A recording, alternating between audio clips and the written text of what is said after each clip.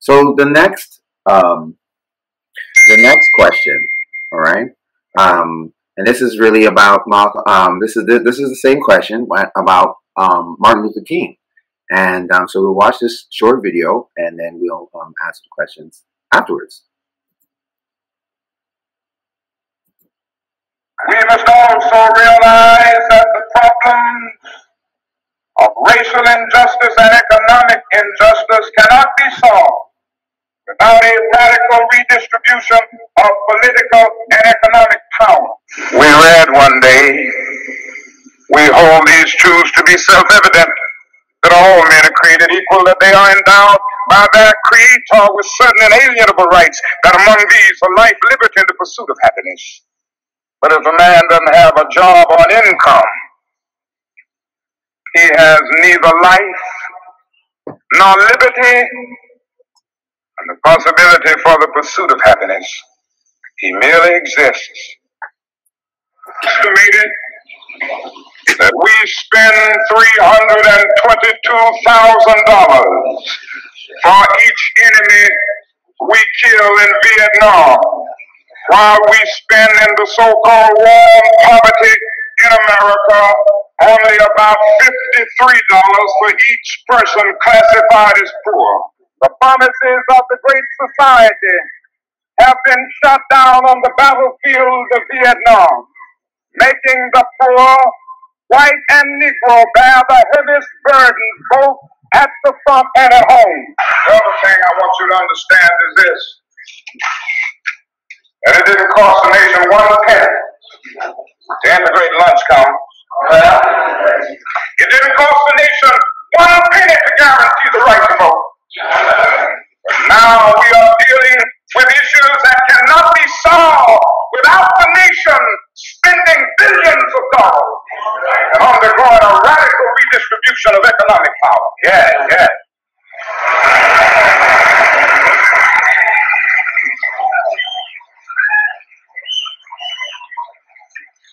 All labor has dignity. Yes. But you're doing another thing. You are reminding not only Memphis, but you are reminding the nation that it is a crime for people to live in this rich nation and receive starvation wages. All right. Based on the video we just saw, and what you just heard, the way he's talking about the wages of the people, right? What would you think? What would MLK say about today's black economics? Inkiru? I think Dr. King would say that people need to have, black people specifically, need to have the same access. So it's not so much about having a job, but are you getting paid at a wage that is a livable wage? Are you getting looked? Are you getting passed on for promotions? Are you being respected as an individual, or are you just seen as a body that needs to fill a space at this location or this business? So so everyone having equal access to opportunities that are available, not being discriminated against or passed on for opportunities that come up in the workplace.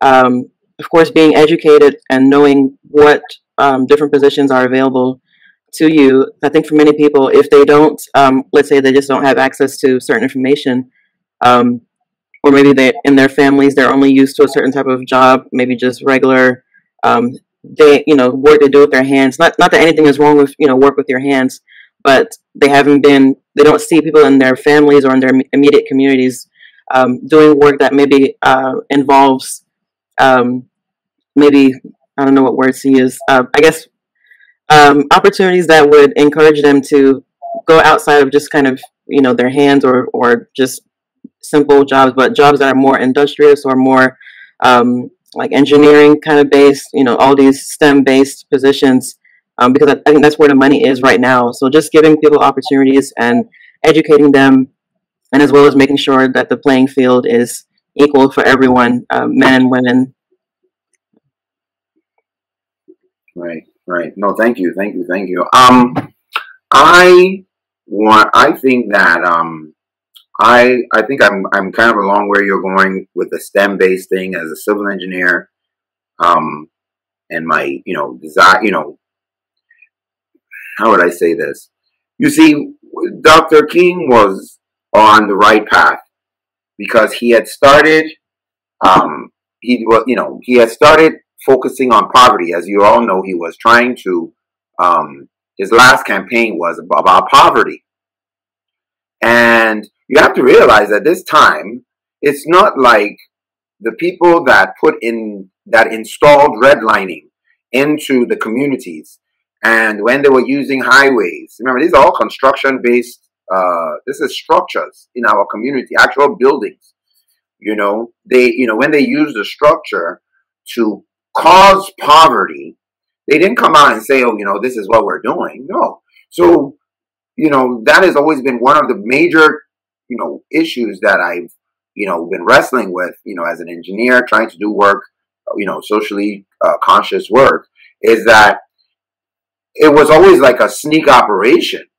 So it wasn't like they were going around saying, hey, this is what we're doing, right? With the urban renewal, as Stefan said, and what they did with the redlining was literally restrict movement. That's how they segregated America. A lot of the places that are black now were multicultural back in the day, with Irish, different people all over the world, Italians, a lot of European immigrants, a lot of people living together because the factories that they were working at were close by the city centers. They restricted movement to the point where even if a realtor would be able to, a realtor would lose his realty license if he rented out, suburban land to a person of color. So these systems, he was on the trail. And I think, in his look for poverty, he was beginning to come up. I mean, I think that they were discovering, what redlining really was. That is a deliberate attempt. It's something that is done on purpose systemically that causes poverty. And the 1968 Act, the Fair Housing Act, was actually, to be honest, and you'll see it in many of his videos online. He always says that the Voting Rights Act and the Civil Rights Act of 1964 and 1965 didn't cost anybody anything. It was just it's an ideology. Oh, you want to be a human being. You want to vote for your leaders. We get it. But the 1968 Act actually made it illegal for segregation. It actually was the law that stopped segregation. And there's been no repair of that ever since then. And I think that's where the Civil Rights Act, and I think that's where he would be, talking about today. He would be talking about, as civil rights people, what are we doing to address redlining and the effects of it, the creation of segregation using this system, what have been the effects, etc. Next is Tonya. So I think that Dr. King would definitely talk about access. I think he would talk about how there are systems in place to continue to move the goalposts. There's a reason why Black women are the most educated in America, yet there's still so many Black people who are poor. It is not a coincidence that most of the jobs that Black women go for, they require you to have a bachelor's or a master's, but the minimum pay is $15 an hour. It is not a coincidence that a lot of the blue collar jobs that a lot of Black men held and made great money from and had great pensions from no longer have a pension or no longer a part of unions. Unions are banned in certain parts of the country. Right to work states, all of that. All of these things have been put in place for a reason. And I think that he would definitely be acknowledging that at this time. Yep. Gloria? Wow. To hear those speeches compiled together like that was just amazing. And there were some key words that I was able to pull out of it. And the first one that hit me really hard was radical. And I think that Dr. King would still be on that mode that, and I think radical is a word enough for those who are holding on real tight to know that you mean business, but understand that I think radical also has a safety type of mechanism to it in terms of it's not destructive. Radical doesn't always mean destructive. And, you know, Marlon, this summer when we got a chance to work together, we were talking a lot about, and you kept bringing up how America and African-Americans here, just the basics to survive. And when Dr. King talked about just existing, and we were talking about just surviving, and others are talking about the access to thrive. And yep. Yeah, exactly. And then when you talked about the redlining and the restrictive, and when in the last comment, the brother after me was talking about the loans and things of that nature. Right. It's just so complex and multi-layered. And it's like, my goodness, the fuckery is just, oh my goodness. And I was also just thinking about how everyone was so in awe about the $8 that African Americans in Boston were able to save, as opposed to, does anyone know the amount for the other folks? It's $257 for white folks and $12,000 for Caribbean, like immigrant, that population. Interesting. The Boston Globe. You're talking about the Boston Globe. Yes, exactly. Yes. So how can you build on $8 an hour? Again, the young lady spoke about having master's and bachelor's degrees, and then looking at you, want you to pay you $15 an hour. I think continuing to be radical, continue to be up in your face. And what's amazing now is that so much information we have access to. Well, I know my time's probably almost up, but when the brother talked about Rodney King, and there we had in front of us a video, because what were we always told? If you can see it, you can believe it. And when we keep talking the facts about what's being done, the redlining, the lack of this, the restrictiveness, we see it. You can't tell me that others don't see it. Right. So, yeah. Radical. Hot. All right. Last but not least, Stefan.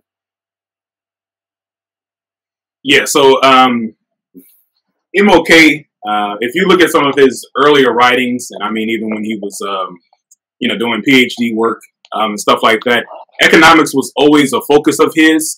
And so I'm just thankful that towards the end of his life, that was a primary focus of where the movement was going. Because it's one thing, like he said, to talk about integrating a lunch counter, but if you can't afford to eat at the lunch counter, what good is that? And so the thing that again used to use the word lament that I talked about, Ancestor Malcolm using, Ancestor King would have lamented, or would still be lamenting now, just the ways in which we, and this goes beyond Black people, but the ways in which, of course, we're hit hardest, but the ways in which capitalism as a whole is an economic system that is literally sucks the life out of people, out of human beings. Literally, capitalism. You can see it now in the middle of in the midst, as we still are in the COVID-19 pandemic. And I believe that we would be out of the pandemic as we know it if it were not for, not just about people wanting to do whatever they want to do, but if it were not for the economic implications of completely shutting down. Right. Oh, preach, brother. If it was not for the economic implications of doing that, I feel like that would have happened. But capitalism. So capitalism, as we know it, unfortunately has, it prioritizes profit over people. It prioritizes production over people. It prioritizes performance over people. I'm a preacher, so I'm using that alliteration. It's these things are prioritized over people, over human lives, and so we don't want to pay people living wages while inflation continues to rise because we prioritize profits. We don't want to pay people what they need because we need their production, but we don't value their lives. And we want to perform that this is a land of opportunity. This is a land of the free. This is a land where you can come and make or exist here and make your dreams come true. But again, that is only a performance because we're not doing the work to prioritize people actually realizing a quote unquote dream or even realizing a life outside of poverty. And so poverty continues to be rampant, of course, in our communities, but all across the United States and in different communities based on racial and ethnic considerations. And so, again, our big enemy is capitalism, and the way that capitalism is constructed in the United States against people, but for corporations, for military, for these entities that really work against the actual life-giving possibilities that we could have as a country. Dr. King said a budget is a moral document. What the heck does our budget say about us? Right. What does the United States budget say about the federal government budget say about us? What are our different state levels? Of course, I'm in New York. What is the New York State, or North Carolina, or in Massachusetts? What does the state budget say about us? What are these city budgets? What are they actually saying about us? What we value? And once again, I think it comes back to valuing profits over people, production over people, performance over people. No, man, brother, I completely concur with what you're saying. I think just to add a little bit, the way all these systems, and I think even just to summarize what Gloria said, it's so complex. We have to understand that this is we're in a battle. It's like there's so many layers upon layers upon layers. It's like this isn't like something that is, how would you say? This isn't something that is just some like we're going, even the whole idea that we're gonna win something someday. It's a battle. It's a war. Like at this very moment, our rights are being disenfranchised as we're speaking right now. People are working hard. Their budgets, their everything about it to make it work. And the truth is that our leadership, one of the problems with what's going on is that you can see the mural I have on, that this is, even these guys are lucky. Right? I mean, they at least got arrested. That was good back then. So, I think that boogeyman is in the back of our minds, whether we like to admit it or not. And we know that to get from point A to point B is going to be a lot more sacrifices, and democracy starts with participation. Okay, if we don't participate in the struggle, then the struggle dies. That's just it. There's nothing, and you can